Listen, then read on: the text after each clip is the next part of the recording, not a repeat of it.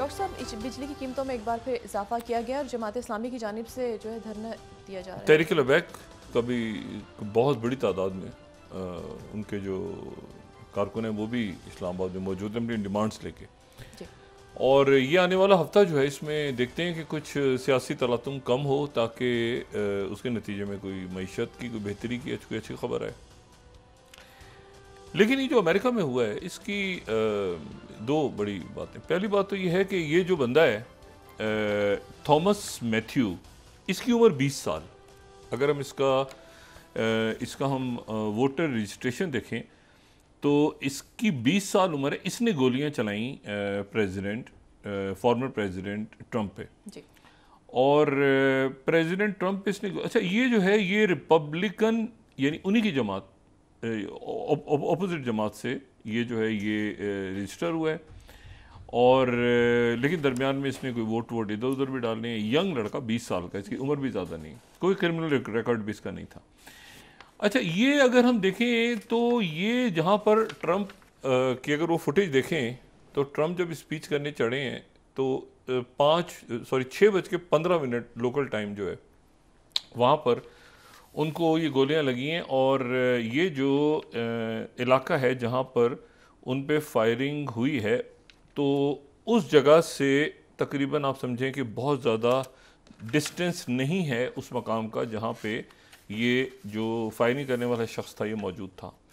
और ये open air में था ये जो जगह आई है। अच्छा ट्रंप जो है वो पहले तो उन्होंने स्पीच करनी शुरू की, फिर उन्होंने हाथ हिला के राइट साइड के ऊपर गालिबन उसी तरफ जहाँ से गोलियां आ रही थी उन्होंने वो चार्ट, इमिग्रेशन के चार्ट की तरफ उन्होंने पॉइंट किया। इसी दौरान जो है वो बंदा जो है उसने वो ओपन एयर में बैठा हुआ था। पहले तो ट्रंप ने अपने पहली बुलेट तो इनको कान पे गुजरी तो इनको ख्याल नहीं हुआ, फिर दूसरी, तीसरी और फिर साथी के नीचे बैठे और उसके नतीजे में वो गोलियां जो थी वो बच गए। और फिर वो लहू लुहान और फिर उन्होंने उठाया और वो मतलब हम जीतेंगे और हम अमेरिका फाइट, और चार्ज भी क्राउड पूरा चार्ज हो गया।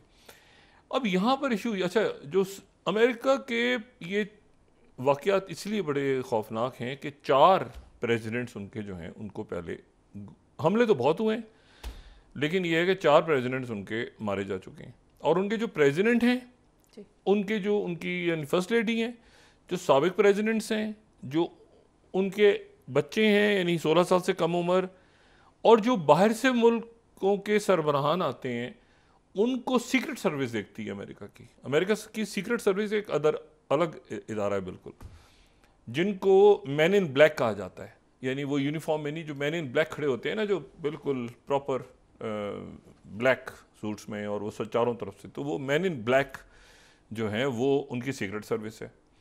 ये सीक्रेट सर्विस जो ही बनाई थी इब्राहिम लिंकन ने, जो थोड़े दिनों के बाद खुद कत्ल हो गए थे। और उस ज़माने का अगर हम देखें, इब्राहिम लिंकन जो पहले सदर अमेरिका के कत्ल हुए थे, तो उस ज़माने का न्यूयॉर्क टाइम्स ढूंढ के निकाला है हमारी टीम ने। और वो जो न्यूयॉर्क टाइम्स है उस ज़माने का, वो बताता है कि जी किस तरह से इब्राहिम लिंकन जो हैं वो अपनी फैमिली के साथ गए हुए थे। अच्छा फिर रिवॉर्ड, क्योंकि भाग गया था बंदा, 4 बंदों का वो रिवॉर्ड इशू हुआ। ये हुआ है 1865 के ये इश्तिहार हैं, ठीक है ना। और $50,000 और ये बंदों की तलाश हो रही थी। उसके बाद बंदा पकड़ा गया, ठीक है, एक जगह छुपा हुआ था। 10-12 दिन बाद वो पकड़ा गया, उसके बाद उसको सजाए मौत हो गई। तो वहाँ से लेकिन उसके बाद फिर ये हुआ कि ये न्यूयॉर्क टाइम्स है, और ग्रेट लॉस असैसिनेशन हुई इब्राहिम लिंकन की और ये सारा।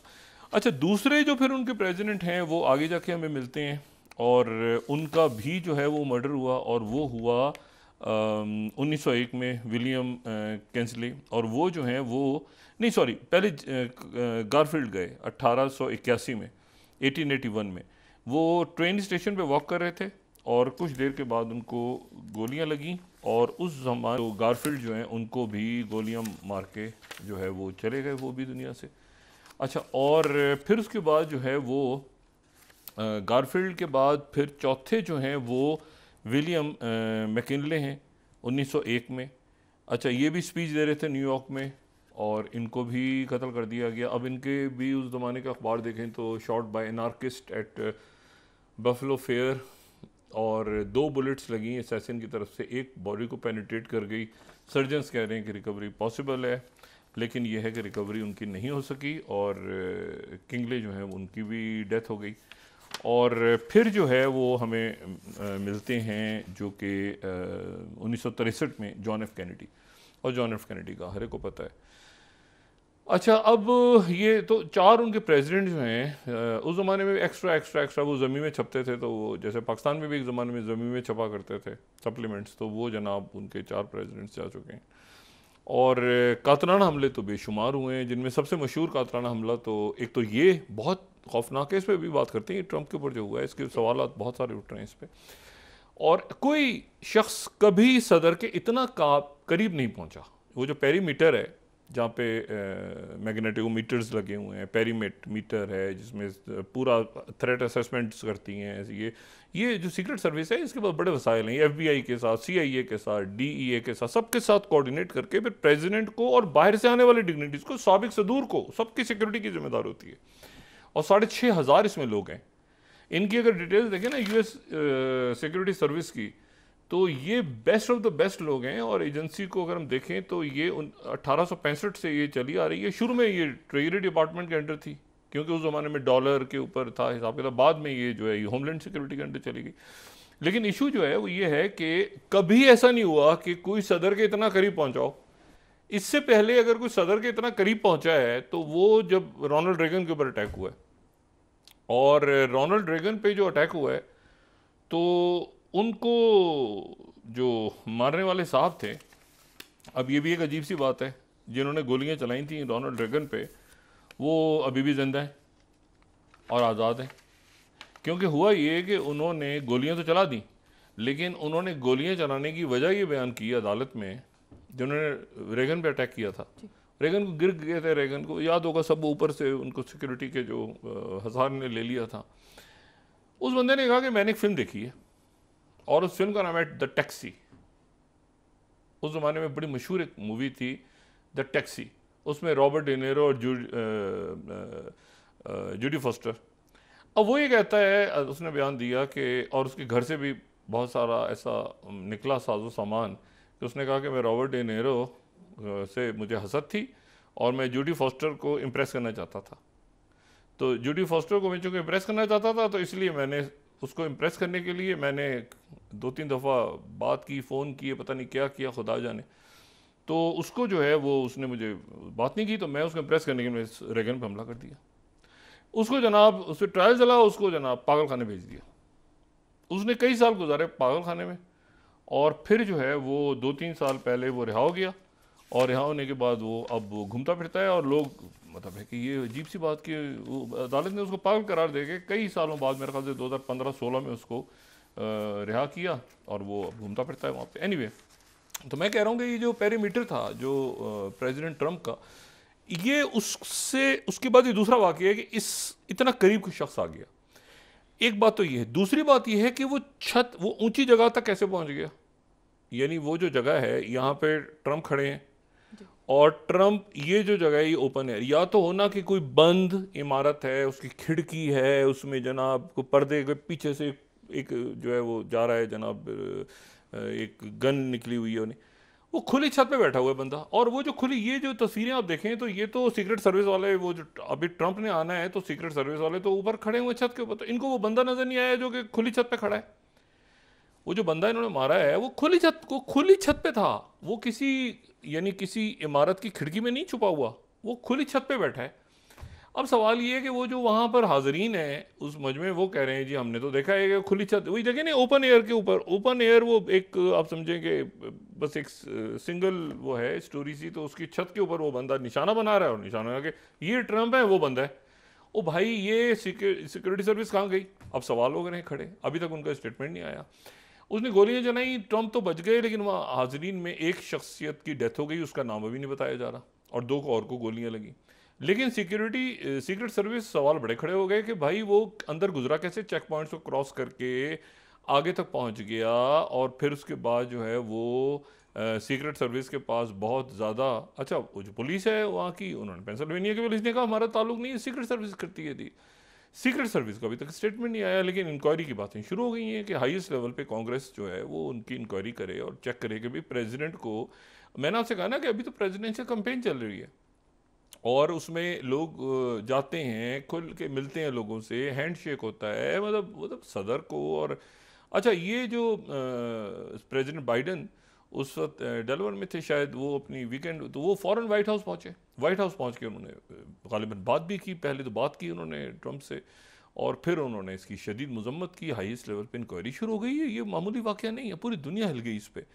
देखिए ना, ये प्रेसिडेंट जो हैं, ये अमेरिकन प्रेसिडेंट्स या बाकी शख्सियत दूसरे मुल्कों में भी जाते हैं तो भी इनकी अपनी सिक्योरिटी सर्विसेज साथ होती हैं। अब किसी दूसरे सवाल पे वाक़या हो जाता, अगर आपने इतना करीब छोड़ दिया उस बंदे को, किसी दूसरे मुल्क में वाक़या हो जाता तो उसके, तो ये बहुत सारे सवालात हैं जो वहाँ पे खड़े हो गए हैं। कंस्पिरेसी थ्योरीज भी घूम रही हैं, वो सारी उसको छोड़ दें। जो असल बात है वो ये है कि ये बंदा वहाँ पहुँचा कैसे था। दूसरी बात, सबसे आम बात, उसको मार क्यों दिया? जी। ये असल जो सवाल है ना, ये सवाल ये कि उसको मार क्यों दिया, पकड़ा क्यों नहीं? मतलब उसे गिरफ्तार कर लेते। एक बंदा है वो जो छत पे चढ़ा हुआ है और वो कहीं फरार तो नहीं हुआ ना, उसको घेर लेते, उसको जो है वो किसी तरह से उसको न्यूट्रलाइज करते और उसको अरेस्ट कर लेते। अब जो ये है कि उसकी, अच्छा फिर ये AR-15 जो राइफल्स हैं, ये AR-15 राइफल्स तो असॉल्ट, ये इसको असॉल्ट राइफल ना कहा जाए, ये AR-15 सबसे जो पॉपुलर राइफल है, ये उनकी कंपनी है जो कि मतलब उसका मुखफ़फ़ है AR-15। ये वहाँ पे जो असॉल्ट राइफल कहलाती नहीं है, ये हंटिंग राइफल कहलाती है। यानी ये हंटिंग, ये आम लोग जो आर्मलाइट कंपनी थी उनकी, उसने बनाई थी 1950 में, तो ये सबसे पॉपुलर है। और 20 में से 17 वाक़यात इस गन की वजह से हुए। ये सबसे बड़ा रौला है कि इसको लेके कभी कोई स्कूल में घुस जाता है, बच्चों को मार देता है, कभी ये जो गन लॉज का इशू तो है ना, इससे उसने गोली चलाई है, ये बंदा है। अब सवाल ये है कि उसको जिंदा क्यों नहीं पकड़ा, मार क्यों दिया? ये इतनी खौफनाक वेपन है ये कि इसका, ये मैंने आपसे कहा ना, ये हंटिंग के लिए इस्तेमाल होता है, ये कंपीटी, मतलब इसको वो असॉल्ट कहते ही नहीं है। लेकिन इसकी एक बुलेट जो है, मतलब ये 100 के करीब बुलेट्स, गालिबन 30 से 100 बुलेट्स तेज़ी के साथ राउंड पूरा होता है। अगर आप किसी पे स्प्रे करें बुलेट्स का तो वो तो उसकी तो छन्नी हो जाता है वो। लेकिन एक गोली के अंदर इतनी पावर होती है कि खोपड़ी उड़ जाती है पूरी। तो प्रेसिडेंट जो ट्रंप हैं, वो एक तो वो ऐसे करके खड़े हैं, तो वो पीछे परचम अमेरिकन फ्लैग है, तो हवा चल रही है, तो उन्होंने अपने आप को सेव किया। दूसरी जो चीज़ है वो ये है कि ये जो राइफल है, इसको बराह करम, ये तो असॉल्ट, मैंने कहा ना AR-15 है, तो ए से असॉल्ट ना समझा जाए उसको। हंटिंग, या वो कहते हैं वो हर चौथा पांचवा आदमी इसको लेके घूम रहा होता है। तो ये, लेकिन बड़े सवाल खड़े हुए हैं इससे। और हमारी तरफ से तो नेख्वाहिशात पाकिस्तान की तरफ से तमाम ही लोग परेशान हो गए थे भाई कि ये कैसे हो गया। और वो अभी कंपेन चलनी है, अभी उनके लोगों ने ट्रैवल करना है, उनकी फैमिलीज़ हैं, और फिर ना सिर्फ ये कि वो प्रेसिडेंट को, बल्कि साबिक प्रेसिडेंट्स को, उनके साबिक जो फॉर्मर जो फर्स्ट लेडीज़ हैं उनको, उनके अहले खां, तो ये एक ऐसी जगह चला गया अमेरिकी माशरा बदकिस्मती से, जहाँ पर एक तरफ तो हमें ये गन लॉस वहाँ पे नहीं समझ आ रहा कि बंदा, दूसरा ये कि सिक्योरिटी पैरामीटर को कैसे क्रॉस करके सारे वो चेक करके आगे पहुँच गया बंदा। तो ये बड़े सवालात हैं जो आने वाले दिनों में उठेंगे। और इस दौरान मोहम्मद एफ के बारे में कहा जा रहा है वो जिंदा है, हमास कह रही है कि वो जिंदा है। अब उस चक्कर में इसराइल ने जो है वो जनाब, एक इतला है तो 100 से ज़्यादा, एक कोई कह रहा है 140, आज भी शहादतें हो गई। मोहम्मद एफ जिंदा है और हमास ने कहा कि वो तो बिल्कुल अपना काम मामूल के मुताबिक सर अंजाम दे रहे हैं। और ये है कि पहले ख़बर आई कि जी वो इन्होंने प्रेस कॉन्फ्रेंस कर दी, नेतन्याहू ने कामयाबी का ऐलान कर दिया। फिर उन्होंने कहा नहीं वो नहीं, जो खान यूनस का कमांडर था वो एक मकामी कमांडर मारा है हमने, वो नहीं मारा, मोहम्मद एफ जिंदा है। अब उसके चक्कर में 100 के लगभग और फ़लस्तीनी शहीद हो गए, तो वो चार्जशीट बढ़ती जा रही है। और दरमियान में हमास की तरफ से पहले ही खबर आई कि जी वो मुज़ाकरात से अलग हो रहे हैं। थोड़ी देर पहले उन्होंने कहा कि हम मुज़ाकरात का हिस्सा हैं और जंगबंदी आगे बढ़ाई जाए, और हम जंगबंदी के मुहदे पे काम है। एमोस जो ह्यूस्टन है, उन्होंने लेबनान में काफ़ी कामयाबी का दावा किया है। उन्होंने कहा है कि जो 15 नुकात इसराइल और लेबनान के दरमियान थे, उसमें से वो तो कोई 9-10 पे वो एग्री कर गया है इसराइल कि हम कहाँ तक जाएंगे। कुछ पे हमास ने फ्लेक्सिबिलिटी दिखाई है, कुछ पे इसराइल ने दिखाई है। और ये बात उन्होंने एमोस ह्यूस्टन ने फ्रांस को बताई कि फ्रांस इसमें एक स्टेक होल्डर है। ये जो एग्रीमेंट है बिटवीन इसराइल एंड लेबनान।